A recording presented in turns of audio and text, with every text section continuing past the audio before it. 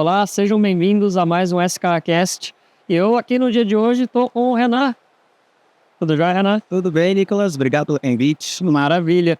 Hoje a gente vai falar um pouquinho, né? A temática que a gente vai puxar no dia de hoje é sobre transformação digital. E daí a ideia principal era justamente, né, trazer o Renan, porque ele foi um dos speakers ali dentro do SK Connect 2024, né? E parte do painel que você apresentou falava sobre transformação digital, né, Renan? Eu diria que 90% fala de transformação digital e os seus desafios, né? Então a gente trouxe casos ali reais de clientes, trazendo ali toda a sua percepção e toda a sua experiência, né? Nesse processo de transformação digital, que ele traz muitos benefícios, porém ele não é fácil. Então é importante a gente passar essa mensagem de uma maneira clara para o nosso público, né? A intenção, originalmente, aqui era a gente discutir, né? Um viés talvez mais profundo tecnicamente, falando justamente desses desafios, né? Porque a gente, dentro do Connect, é um evento que a gente disse que ele é para trazer inspiração, né? Para buscar esse momento de mostrar onde é possível chegar, né?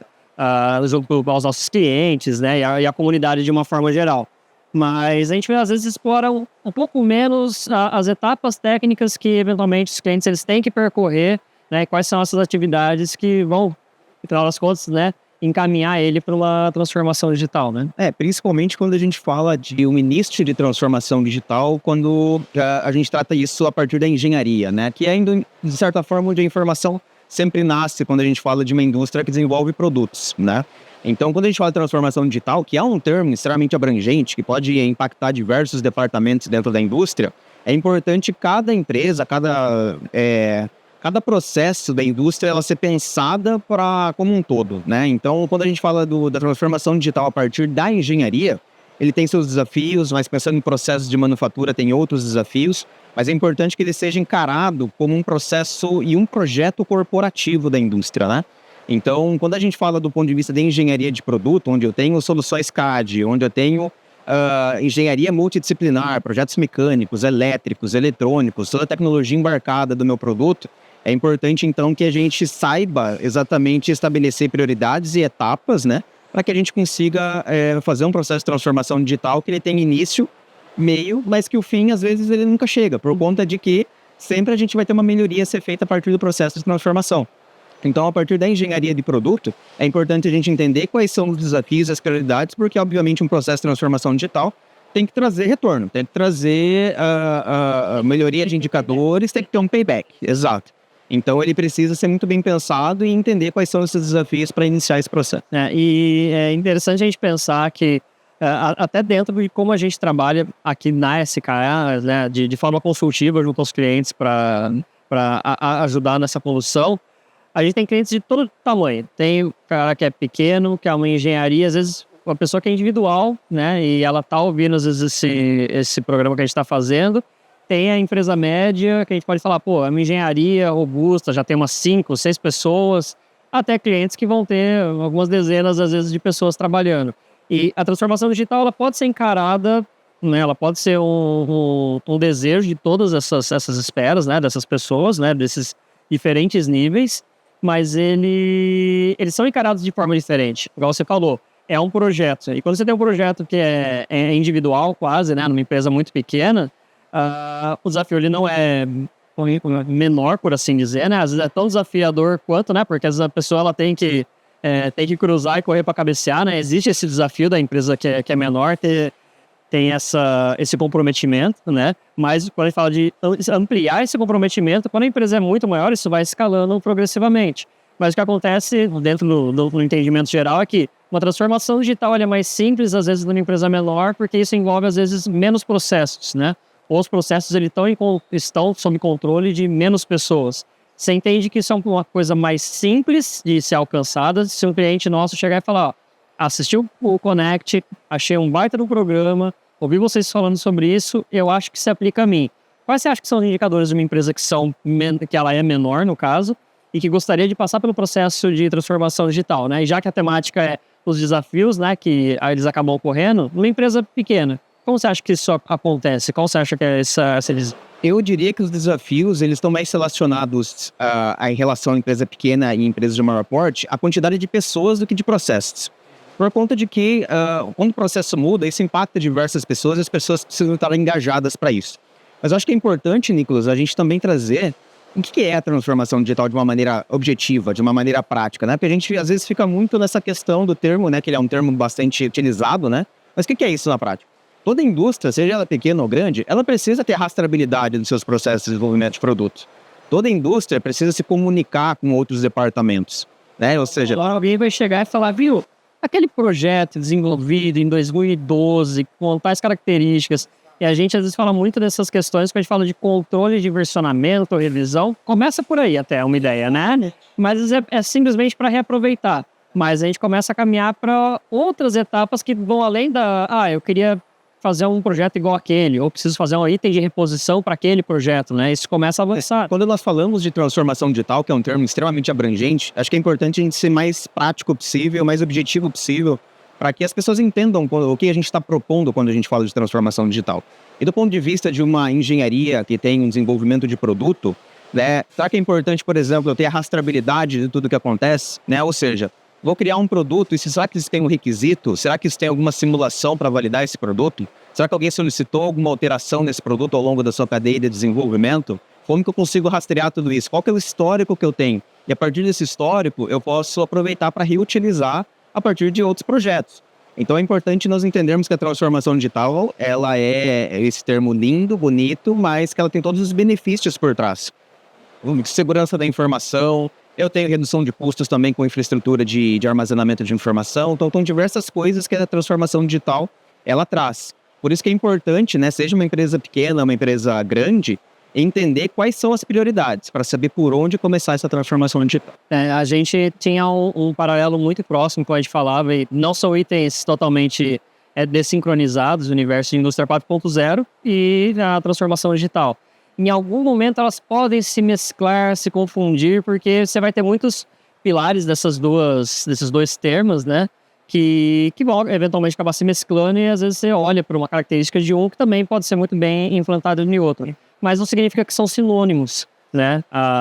Então, quando a gente pega, por exemplo, a questão de uma evolução tecnológica dentro de engenharia, nas indústrias pequenas, igual você comentou, né? Podem começar dentro dessa estrutura e trabalhar com processos de controle, revisão, gestão, mas daí a gente começar a olhar também a partir desse momento. Muito porque, na maior parte dos casos, a gente começa o processo de transformação dentro da engenharia. Tem alguns casos de clientes que eventualmente chegam e falam, eu quero otimizar meus processos produtivos, né? Mas a gente pega isso aí enquanto uma cadeia, a gente vê que a origem das coisas tem que ser organizadas. Não adianta você pegar um bolo de algumas coisas que estão eventualmente...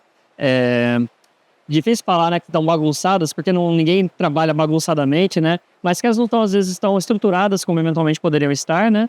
E chegaram no chão de fábrica e a partir dali você vai começar a consertar isso e tornar a sua fábrica mais inteligente. Você tem que trabalhar isso numa etapa prévia, né?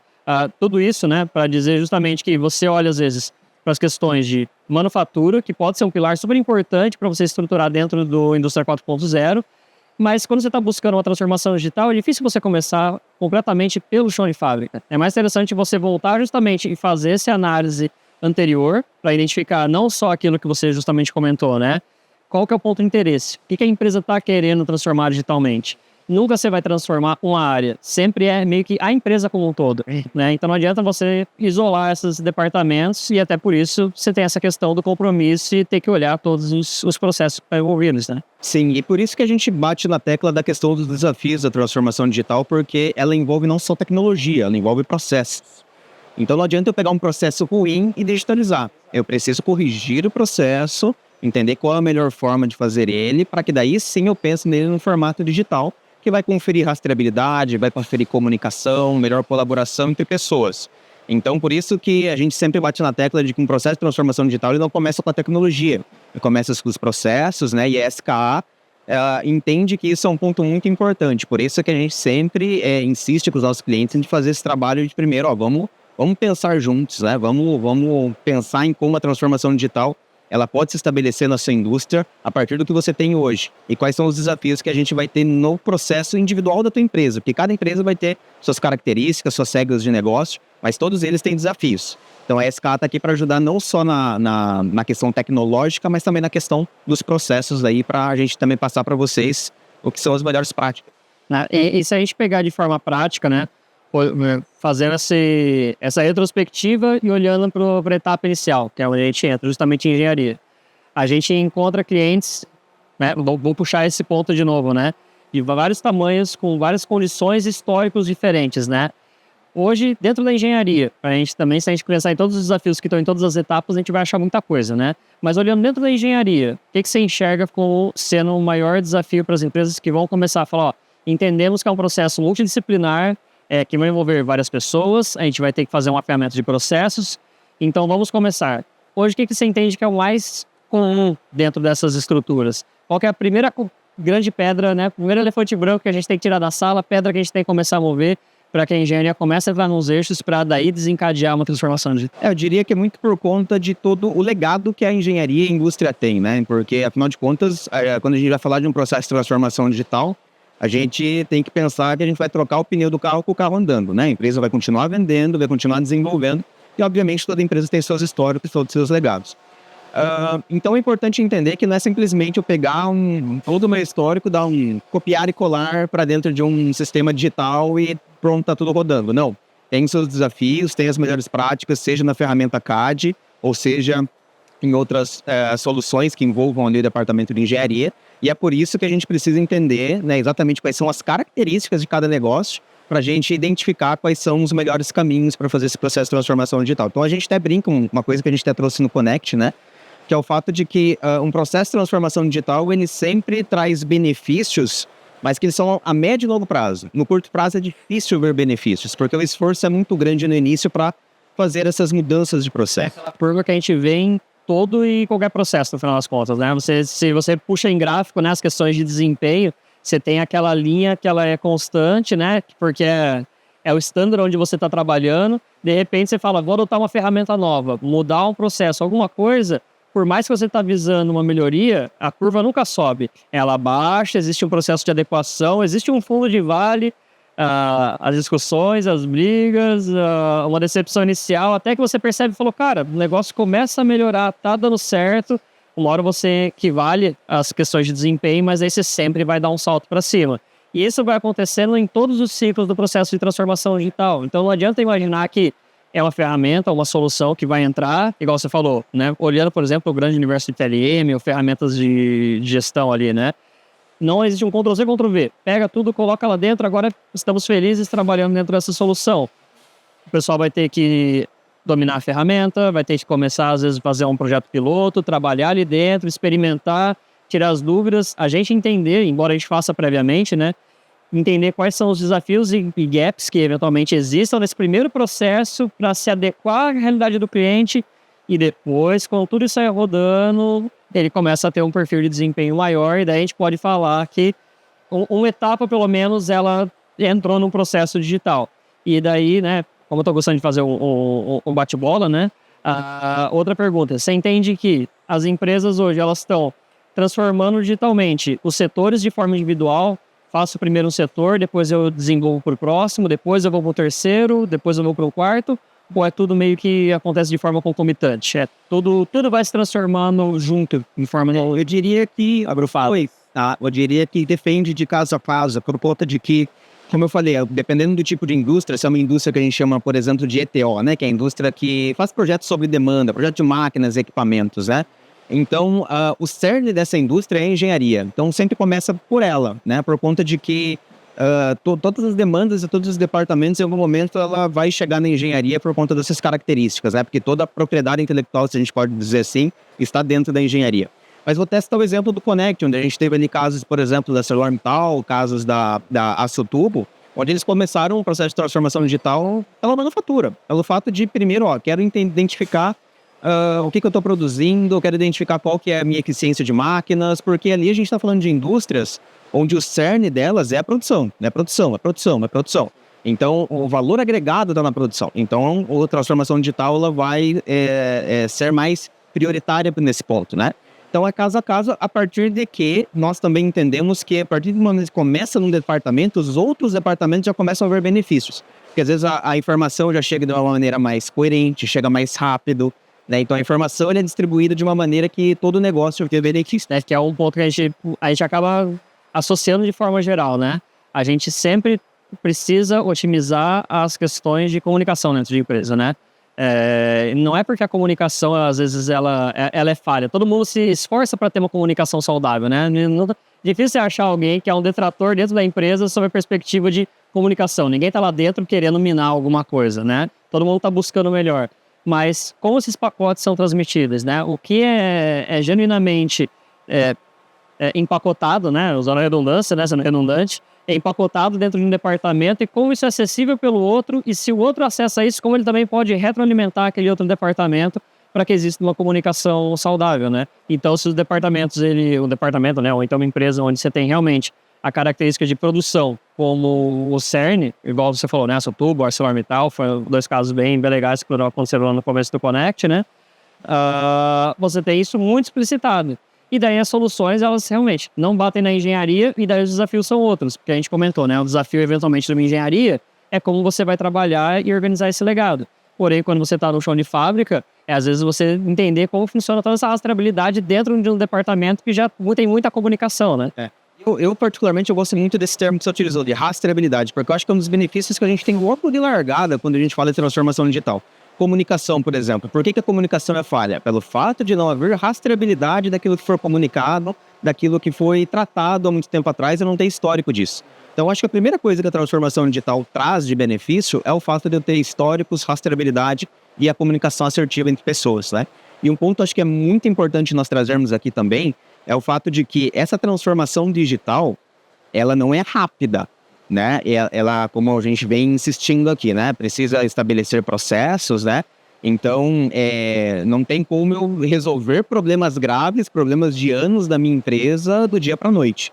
Então, por isso que é importante nós pensarmos de que em trabalho em que tem um entendimento dos desafios primeiro, para daí sim a gente pensar em como resolvê-los, porque a transformação digital é extremamente abrangente. Então, a SK hoje, todo o nosso portfólio, de certa forma, envolve recursos de transformação digital. Então, como estabelecer em que momento, em que fase cada um vai ser aplicado? E é de acordo com a característica.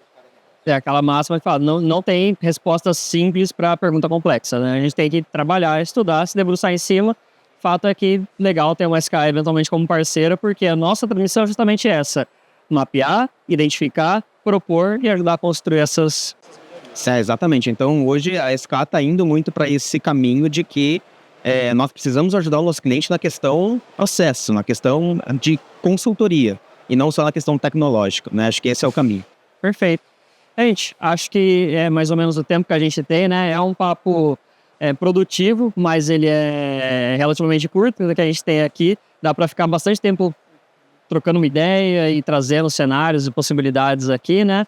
Mas uma sugestão de forma geral vejam também o que foi trazido dentro dos outros materiais, dentro da SKA, o próprio Connect, que ali tem algumas horas, né, de aproveitamento e informação, mas fato é que é uma tecla que a gente vai eventualmente bater várias vezes, porque sim, é um ponto importante, é o foco da onde a SK está trabalhando hoje, essa transformação, é ajudar as empresas, é ajudar o Brasil a justamente se digitalizarem, né, e melhorarem cada vez mais enquanto empresas, as pessoas enquanto indivíduos e a gente sendo um fator de transformação ali, certo? Renan, muito obrigado, certo? Obrigado, Nicolas. Só um último comentário que eu gostaria de fazer, de que acompanhe o SK Connect, ele está disponível, né, online, e lá a gente tem cases que envolvem transformação digital começando da manufatura, transformação digital começando da engenharia, muito daquilo que a gente discutiu agora aqui, né, que são os desafios de cada indústria, né, e eu acho que ele está bem didático para que vocês consigam se inspirar, seja empresa pequena, seja empresa média, empresa grande, para começar essa jornada de transformação digital. Obrigado, Nicolas, novamente pelo convite. Perfeito, então. Gente, é isso. A gente gostaria de deixar aqui esse canal também aberto, para eventualmente vocês tirarem dúvida, trocarem ideia com a SKA. Aproveitando que vocês estão acompanhando esse conteúdo, né, e dentro de algum dos canais aqui da SK, aproveita, compartilha, segue a SK também nas outras redes sociais e a gente agradece a presença de todos e estamos aqui à disposição para qualquer dúvida, é só chamar a gente. Muito obrigado.